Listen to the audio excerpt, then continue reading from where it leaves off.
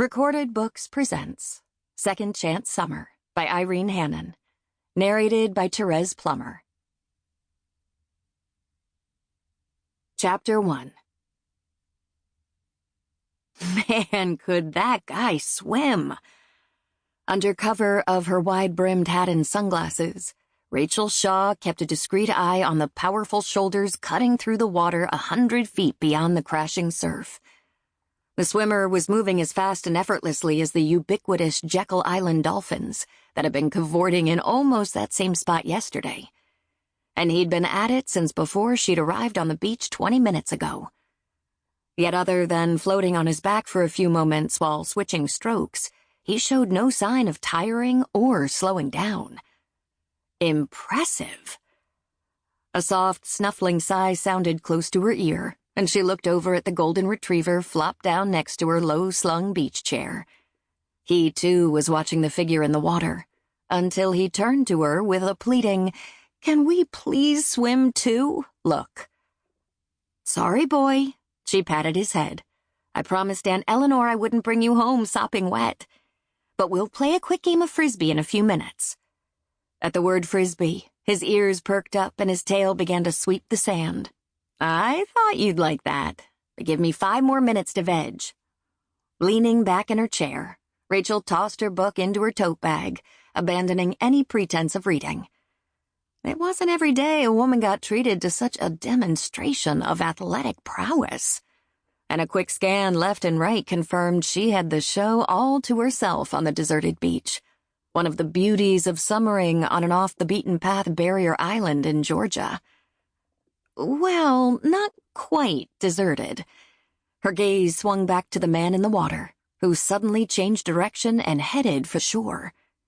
As Rachel followed his progress, her canine companion put his chin on her knee. "Getting anxious, are we?"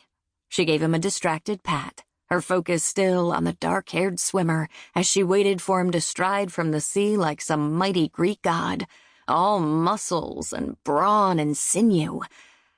Didn't happen. Instead, he washed up on shore like a limp piece of seaweed, then scuttled backward with his hands away from the frothy surf.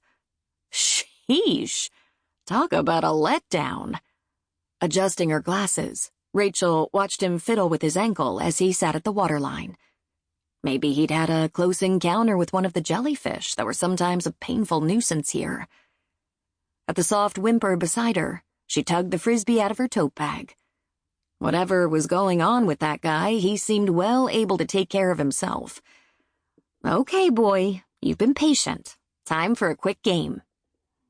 After settling her hat more firmly on her head, she stood and moved away from her chair. Throwing against the stiff breeze would be nuts. Better to face the swimmer and aim the frisbee his direction. As she made the first toss, the man rose to his feet, diverting her attention. Squinting into the sun, she peered at his left knee. Was that an elastic bandage? Even as the question echoed in her mind, he sent her a quick look, picked up the towel that was draped over his duffel bag, and turned his back without the merest hint of appreciative interest. Huh. That wasn't the usual male response when she wore her swimsuit.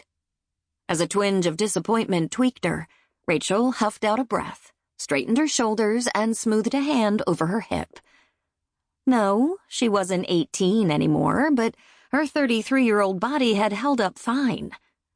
Besides, why should she care whether a stranger noticed her? It wasn't as if romance was in her plans for this visit. Her goals were the same this year as they'd been for the past 3 summers. Rest, recharge, and renew. A broad-shouldered guy who swam like a fish wasn't going to change that, no matter how good-looking he might be.